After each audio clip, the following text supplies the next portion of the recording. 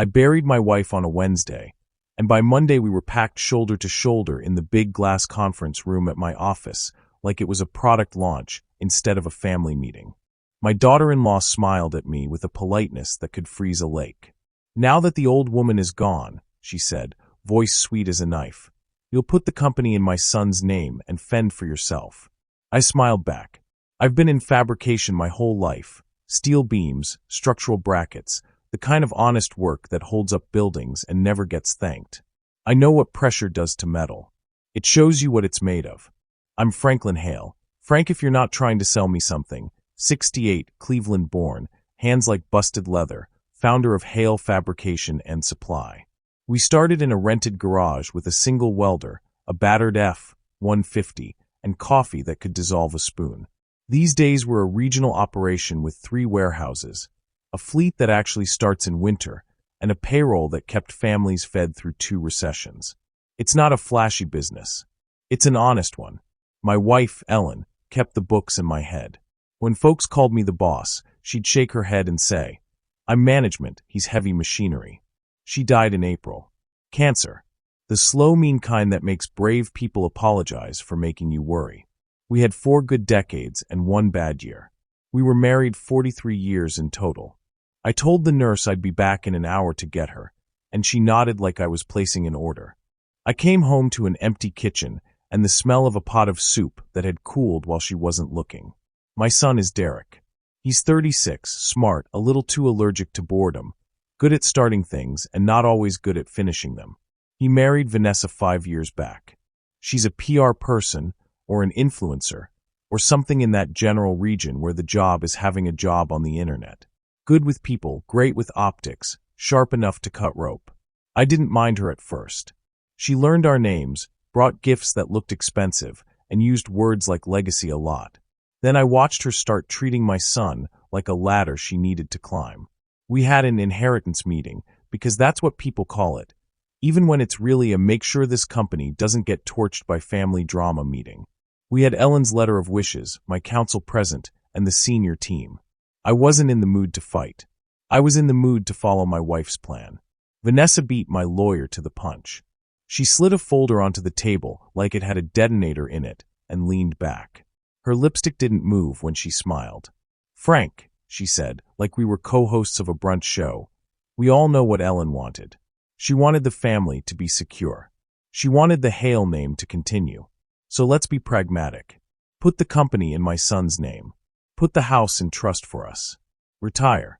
Travel. Focus on your health. We'll send you postcards."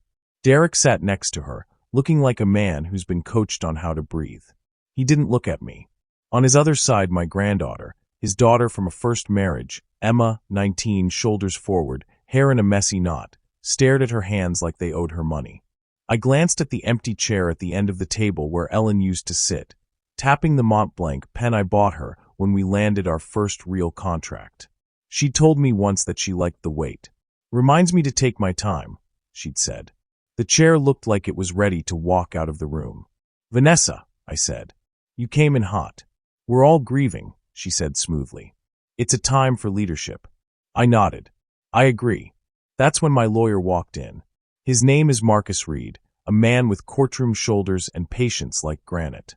He didn't set his briefcase down like he was sorry for interrupting. He set it down like he'd been invited to read a recipe. "Morning," he said. "My condolences, Frank." "Thank you," I said. Vanessa cleared her throat.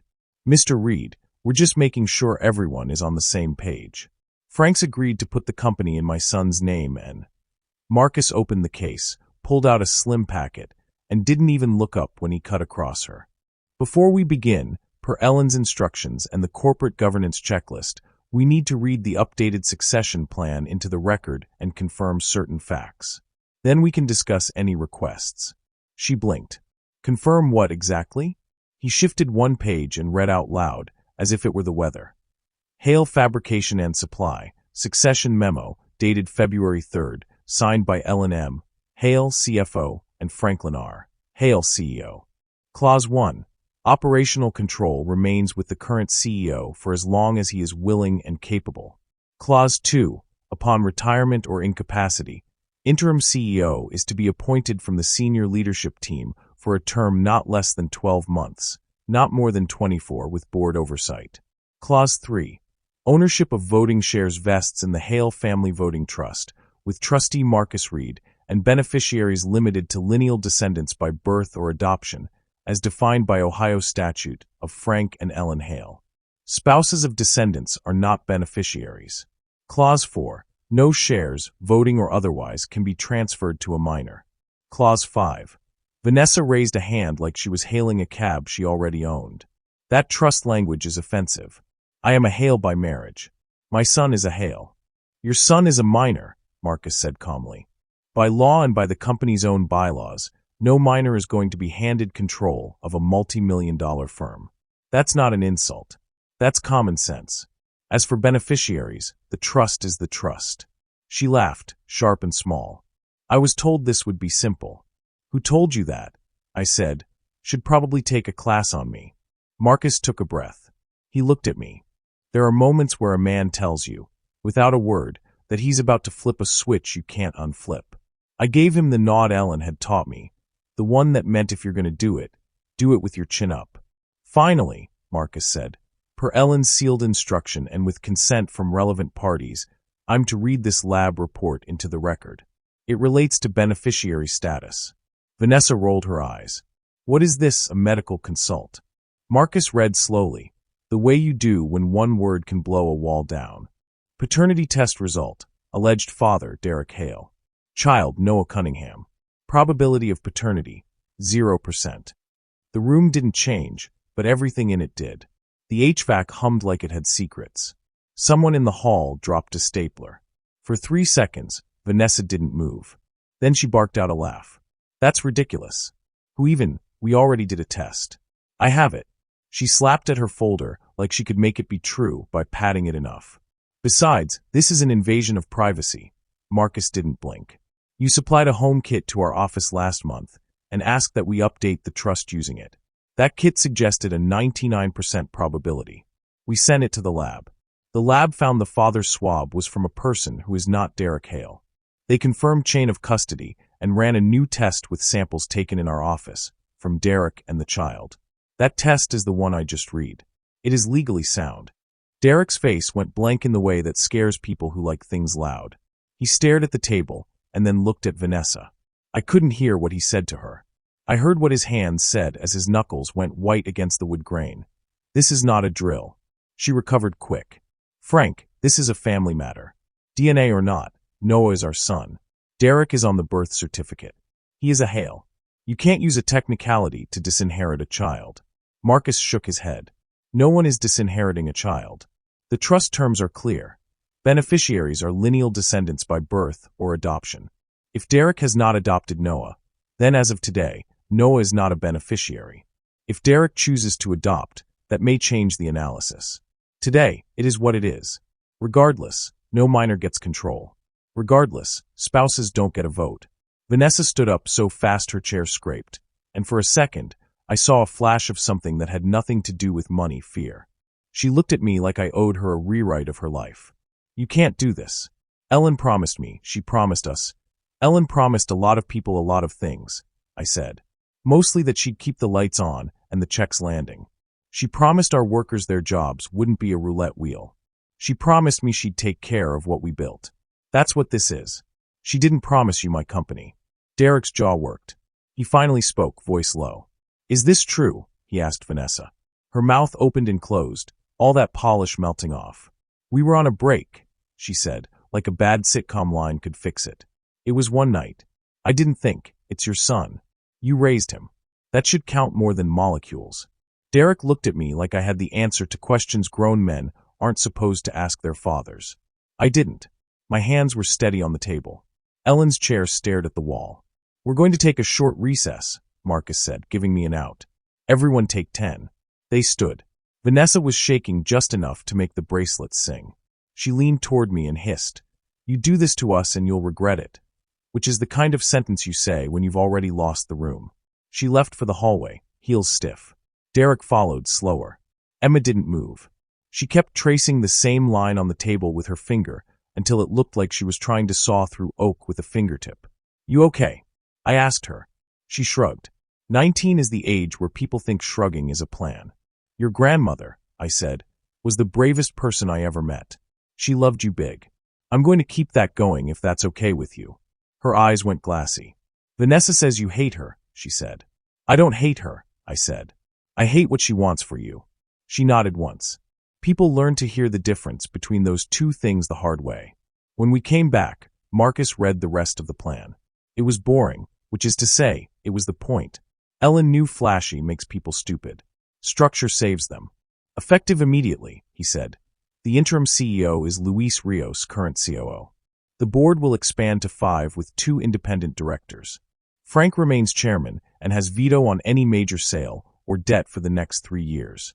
Derek is welcome to join the company in a structured role under Luis with no direct reports for a 2-year apprenticeship. At the end of that period, the board will evaluate his readiness for a leadership track. Compensation will be commensurate. Vanessa has no role." Vanessa laughed again, that ugly little bark. "An apprenticeship. What is this, a trade school?" "It's a manufacturing company," I said. "We build things that keep roofs over people's heads. People get hurt when we pretend it's monopoly." She straightened. "I won't forget this," she said. "Either of you." She meant me and Ellen, which told me everything I needed to know about her understanding of the word gone. She grabbed her bag, looked at Derek like he was a chair she was deciding about, and walked out. After she left, the air got bigger. Derek slid back into his seat like a man who had no idea what chairs were for. He stared at the window. The city outside kept doing its day, indifferent. "I didn't know," he said, voice raw. "I believe you," I said. "I'm a father," he said, like he was begging someone to call him that. "No is my son." "You don't need DNA to be a father," I said quietly. "You need a floor he can stand on. You need a back he can ride on when he's tired. You need to show up on days you hate yourself." I took a breath and said the true thing. "But I won't let you sell off a company to fund a lie." He looked at me like I'd made a joke he couldn't get. "You think I would? I think you're hurting enough to do something stupid," I said. "I'm stopping you before you do." He put his face in his hands. Emma looked anywhere but at her dad, which felt familiar in a way I didn't like. After that, meetings became a kind of therapy conducted in bullet points. Luis stepped up like I knew he would. Steady, humble, the kind of man who knows the name of every operator on the floor and remembers their kids' birthdays. He walked the shop, calmed the guys, set a tone. "We're good," he said. "We're not changing suppliers. We're not changing shifts. We're not changing the coffee unless you mutiny." They laughed in the cynical way the floor laughs when they smell spin. Then they saw he meant it. I went home and sat in Ellen's chair, because I'm a cliché when no one's looking. I opened the drawer in her desk and found the letter she'd left me, the one Marcus was supposed to give me after the meeting if I looked like a man who needed it. People think they don't broadcast their condition. They do. My wife knew. "Frank," it said in her clean, practical hand. "If you're reading this, you did the hard thing and kept a promise." I had suspicions. I hated having them. I asked Marcus to test because I couldn't die and leave you a loaded trap. Derek is a good man with a scared man's habits. If he's to lead, let it be because he learned, not because he was handed a title. If Vanessa makes this ugly, remember the first time you taught Emma how to swing a hammer. Remember how she laughed when you missed the nail and hit your thumb and said a word we don't say in front of small people. Be generous where it matters and mean where it counts. Protect the company. Protect the child, even if he's not ours by blood. The children did not ask for our mistakes. And Frank, go fishing with Luis. He'll say no the first time. Ask again. Love you. Always E. I cried the way men my age cry, quiet, messy, with the door closed for no reason. Then I made a list, because grief needs something to hold. Vanessa went public 3 days later because of course she did. She posted a black and white photo of a hand I didn't recognize holding a tiny foot that didn't need this, and wrote a long caption about betrayal and old men with power. She tagged the company. She tagged me. She tagged the city, for all I know. The comments were a bonfire. I turned my phone off and went to the floor and swept the break room because nobody ever cleans the corners right. Marcus handled the legal mess. He filed a polite letter requesting that Vanessa not defame the company or its employees, and reminding her about the confidentiality clauses she'd signed at our holiday party when she decided to help HR, and then posted photos of a prototype on her stories. She threatened to sue. He didn't flinch. That's why you pay a man like him. Derek moved into an apartment that had too many white walls, and Emma stayed with me for a while because a dorm feels different when your life blows up mid-semester. We ate grilled cheese too often, and she taught me how to use the streaming thing so I could watch shows that make no sense and then cry when the dad says the right thing in the last 5 minutes. We didn't talk about Vanessa because the words got tangled. We talked about Ellen. We told the same stories twice, 3 times, until they smoothed out like stones in a pocket. Noah came over on Sundays because Derek refused to make the kid pay for grown-up wreckage. He ran around my yard like he owned it, the way kids do when you don't condition love on DNA. He called me Pop because that's what Emma always called me, and because we didn't tell him he couldn't. He is 4, loud and sticky and fascinated by trucks. He does not care about trusts. He cares about juice. When the dust settled enough to see the floor, I brought Derek down to the plant. He put on a hard hat like a guy seeing a hat for the first time. Luis met us at the door, looked my boy in the eye, and said, "You ready to learn or you ready to be important?" Derek said, "Yes, because that's what dumb smart men say." Luis shook his head and handed him a clipboard. "Pick one," he said. We made him start in receiving. It's where smart people become useful. He learned inventory, vendor language, how to read a trucker's face to know if your dock is about to be a war zone. He did 2 weeks there. Then Luis sent him to the floor to shadow the welders. He came home smelling like torch smoke and effort. He liked it. He hated it. He kept going. Vanessa sent him long emails about dignity. He didn't respond. Marcus scheduled a quiet sit-down with me and Derek in his office. We all knew what it was, Triov. "You have 2 separate issues," Marcus said. "Your marriage and your role here. Don't solve both by blowing up both. Derek, if you stay married, adopt the boy if that is your choice. If you don't weaponize the test. Frank, update the trust to add a provision for Noah's education regardless, so he's not punished. Keep the company out of your fights." He had a way of making humane sound like policy. It was comforting. I set up the Ellen Hale Scholarship for Women in Manufacturing because she would have. I set aside a college fund for Noah because he didn't ask for any of this. Vanessa called to yell for 45 minutes when she got the statement in the mail to sign, then hung up without signing. 2 days later she sent it back with a signature that looked like a dare. People do the right thing sometimes because you dare them. I started going to the plant earlier again, before the coffee was drinkable. The guys, women too, but we call everyone guys on the floor, pretended not to notice. I could feel them watching to see if I was going to fall apart or sell us to the highest bidder. I'd walk the aisles. I'd run my hand along a beam the size of an honesty. I'd listen to the rhythm of work you can't fake. It's like listening to a heart. If there's a skip, you find it. One Friday, Derek came into my office with a look that would have made old me make a joke. New me waited. "I filed," he said, "for separation." I nodded. He swallowed. "I'm going to adopt Noah." "You sure?" "I've been his dad since he breathed," he said. "If I walk away from that because of 3 lines on a lab report, I don't get to like myself.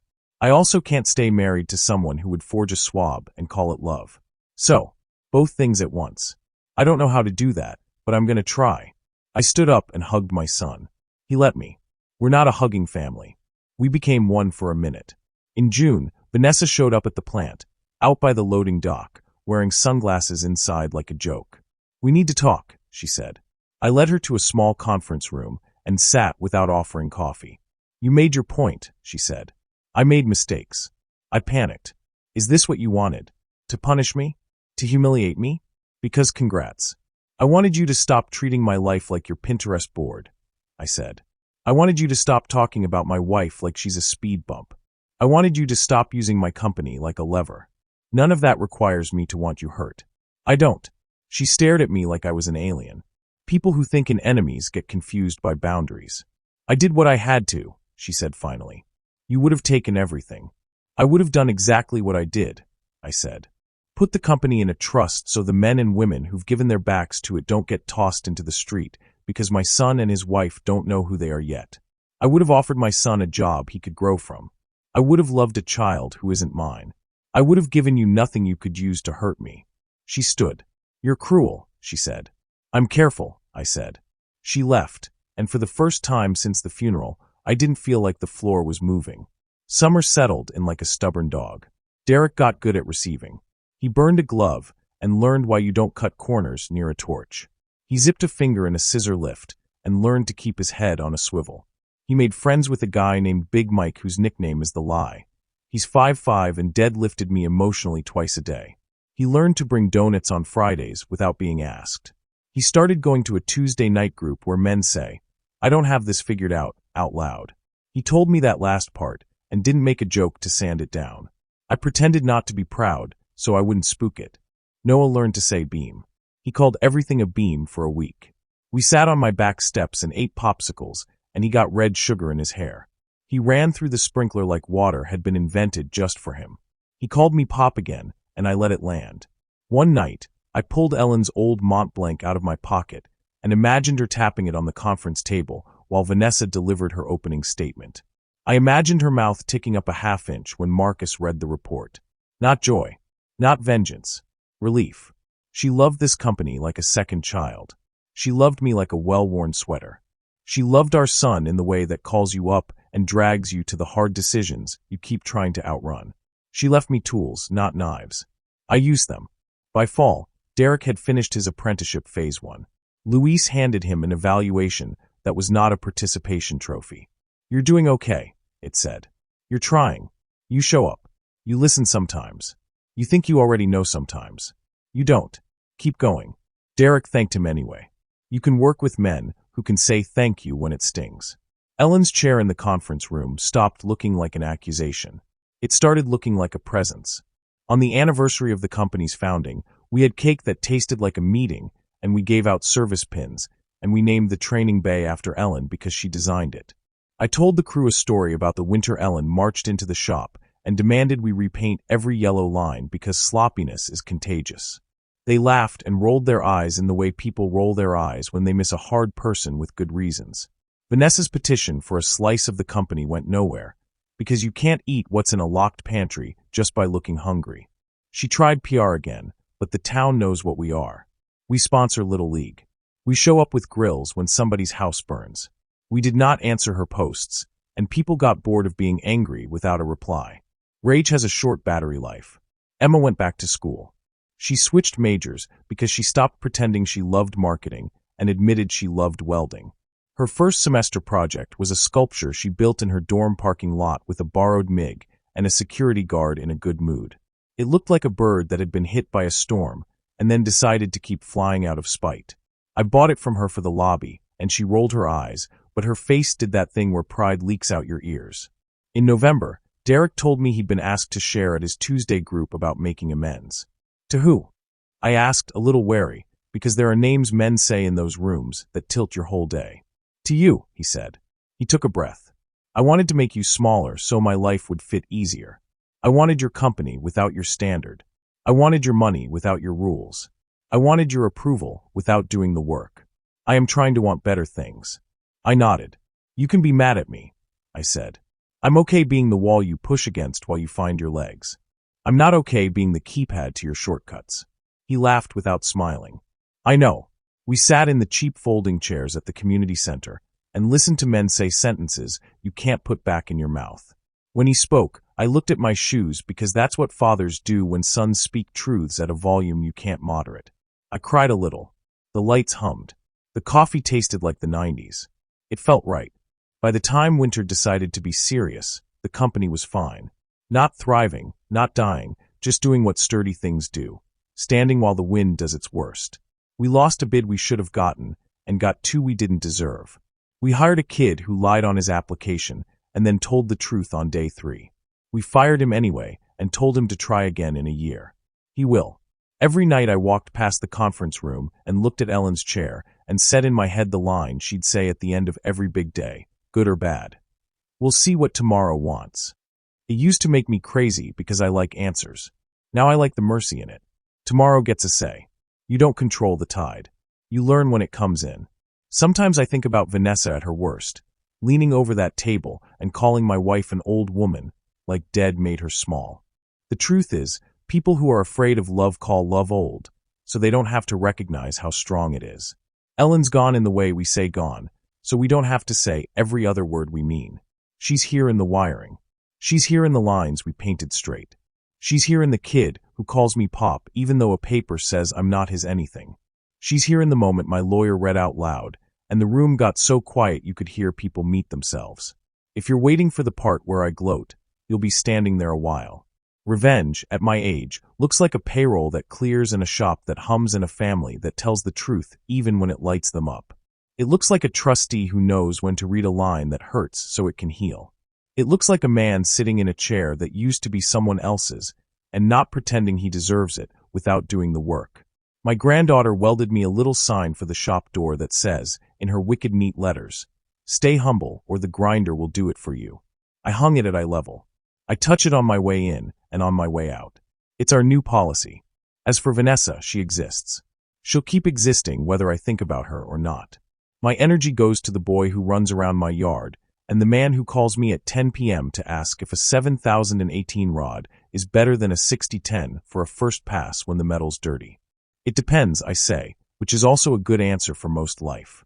On the anniversary of Ellen's passing, we had dinner at the house. Derek cooked because he's decided to get good at something that burns your hands if you don't respect it. Emma brought a cake she decorated like it was a job. Noah put his fork in the frosting and then tried to deny the evidence on his face. We went around and said one thing we missed and one thing we were grateful for. When it got to me, I said, I miss how she'd lean in a doorway and listen without saying anything until you heard yourself fix it. I'm grateful she wrote it down so I couldn't wiggle out. They laughed. We ate. It was loud. It was enough.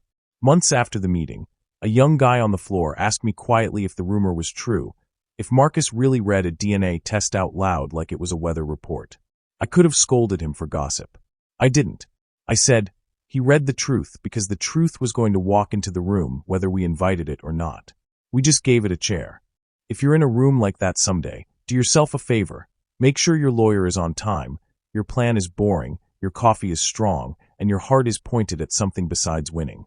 The person who smiles cold and says, now that the old woman is gone, will always be in that room. So will the person who brings the test and the plan and the quiet. Be careful which one you stand next to. The grinder will handle the rest.